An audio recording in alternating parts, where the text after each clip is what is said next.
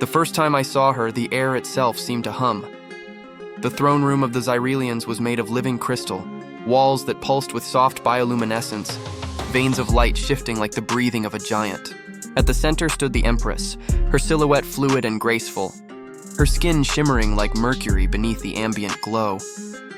She was taller than I had imagined, taller than any human, with eyes like twin galaxies, silver at the center, deepening to violet at the edges. When she looked at me, I felt as though she could see every memory I had ever hidden. I was Earth's first envoy to the Xyrelians. The delegation had been months in planning, our languages painstakingly translated by neural lexicons, our gestures rehearsed to avoid insult, yet nothing had prepared me for her presence. "Envoy Kel Renard," she said, her voice a low vibration that resonated inside my chest rather than in my ears. "You stand before the heart of Xyrelia." "I am honored, Your Radiance," I replied, bowing low, careful to keep my eyes lowered. Among her people, direct eye contact was a declaration of emotional intent, something only permitted between bonded souls. But I could feel her gaze even as I looked at the crystal floor. "Rise," she said. "Let me see the one they have sent to Bridge Worlds." When I lifted my head, I felt something ripple through the room, an invisible current, like static electricity against my skin. It wasn't just her voice that resonated. It was her presence woven into the air, brushing against the edges of my thoughts. And then, for the briefest moment, I thought I heard her voice inside my mind. "So fragile," it whispered. And yet unbroken. The audience ended quickly after that. Protocol demanded distance, formality, layers of interpreters and aides. But somehow, over the following days, she requested my presence again and again, ostensibly for diplomatic reasons. Each time, I found it harder to breathe when I entered her presence. The Xyrelians communicated partially through tactile resonance, a biological telepathy triggered by skin-to-skin contact. It was considered sacred. Only the Empress and her chosen consort shared such a link. And yet, when I handed her an ancient artifact from Earth, a smooth obsidian sphere from the ruins of Teotihuacan, our hands brushed. That was when it happened. A flash of light. A cascade of memories that weren't mine. 1,000 sensations pouring into my mind.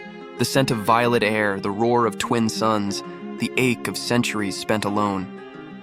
I staggered, gasping. She did too.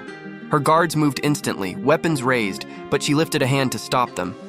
"No," she said, her voice trembling. "Do not interfere." She turned back to me, eyes wide with something I could not name. "Fear? Wonder? Pain? What did you do?" She whispered. I don't know," I stammered. Our hands touched and I saw things, memories, feelings. She took a step closer. The air shimmered between us. "I saw yours as well." Her voice echoed in my head, silent but unmistakable. A small blue world, the taste of rain, the sound of laughter. Her gaze softened. "You should not have been able to do that," she said aloud. "Neither of us meant to," I replied. She nodded slowly, then turned to her guards. "Leave us," they hesitated. No one was ever alone with the Empress. "Leave us," she repeated with quiet command. They obeyed. When the doors sealed, silence fell like gravity. We stood there for a long time, uncertain of what we had awakened. I could feel her emotions brushing against mine. Shy curiosity, ancient sorrow, the faint pulse of something that might have been hope. "Among your kind," she said softly. "Touch is casual. But for us it binds. You have entered the resonance." "The what?" "The deep link between souls," she said. "Once formed, it cannot be undone." My heart pounded. "You mean, we're connected now?" Her eyes glimmered. Yes, neither of us spoke for a while. The crystal walls pulsed slowly, mirroring the rhythm of our hearts. Then, almost imperceptibly, she lifted her hand toward me.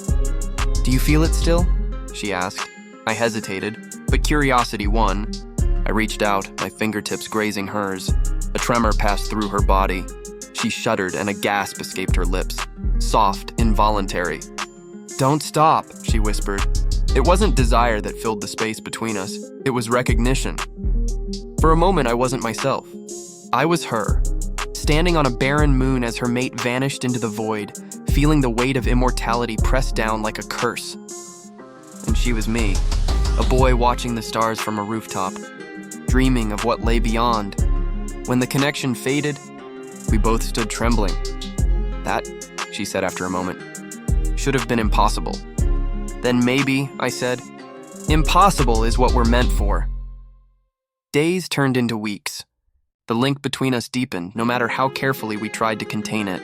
We spoke through words at first, then through thoughts, then through feelings that transcended either. I learned that her people had once shared such bonds freely, before war and betrayal made them dangerous. The Empress alone was allowed to hold a resonance now, always with a chosen partner of her own species, chosen for political reasons, not love. You risk everything by allowing this, I told her one evening as we stood by the translucent balcony overlooking her city. Your council will not understand. Let them not, she said. For the first time in centuries, I feel alive. She turned to me, light catching the silver markings that traced her temples. Tell me, Kale of Earth, what do your people call this sensation that steals reason and breath? Love, I said quietly. She tasted the word like it was a new language. Love, she repeated. In our tongue, it means to remember as one. But peace is never kind to those who find it where they shouldn't. Word spread through the palace. The bond was discovered. Whispers turned to accusations. They called me a corrupter, a usurper, a danger to the Xyrelian psychic purity. The High Regent demanded my exile, or my death. The Empress stood against them. He stays, she declared. He is part of me now. But power is fragile, even for those who hold thrones of light. That night, she came to me in secret. Her composure was gone. Her eyes glimmered with fear and defiance. They are preparing a mind severing, she said. They will tear the resonance apart, by force if they must. What happens to us if they do? She looked away. The body may survive, the mind, perhaps not. I took her hands. Then we run, she smiled sadly. There is nowhere beyond their reach. Then we fight. Her gaze softened. You would fight for me? Not just for you, I said. For what this means. For the chance that two species, two souls, could understand each other. The silence between us carried a weight heavier than gravity. Then she leaned forward, pressing her forehead to mine, a Xyrelian gesture of trust. If this is the end, she whispered, then let it be ours. The next day, the palace burned. The High Regent's forces stormed the throne room, demanding her surrender. She stood at the heart of the hall, calm and radiant, her energy flaring like a sun. I stood beside her, unarmed but unafraid.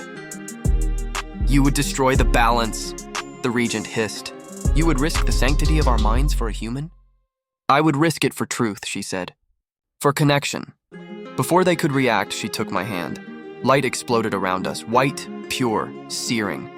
The resonance surged, consuming the walls, the soldiers, the sky itself. I felt every heartbeat in the city, every thought, every fear. And at the center of it all, her presence, vast and luminous. Remember as one, her voice echoed inside me. Do not let them forget. Then there was silence. When I woke, I was lying in the ruins of the throne room. The air smelled of ozone and ash. The Empress was gone. In her place stood a single shard of crystal, humming faintly with her energy. I touched it, and a familiar warmth flooded through me. I am not gone, her voice whispered in my mind. I am within you now. We are the bridge, and for the first time I understood. The resonance had not been destroyed. It had changed, become something new. The link between our species, once forbidden, now lived inside me. In the months that followed, I became both envoy and vessel, carrying her consciousness across the stars, teaching both our peoples what it meant to remember as one. Sometimes, when the stars grow quiet, I still feel her beside me. The shimmer of her laughter, the pulse of her thoughts, the whisper of her voice. Don't stop. Kale, don't stop believing that love can cross galaxies. Epilogue years later, Earth and Xyrelia signed the Accord of Unity. The resonance became a shared rite of diplomacy, a symbol of what connection could be when built on empathy instead of fear. They built a monument in her honor, a tower of living crystal that sang with her voice when touched.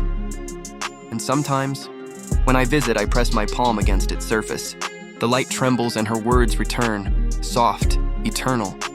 We are not bound by distance, my love. We are bound by memory, and as long as you remember, I live.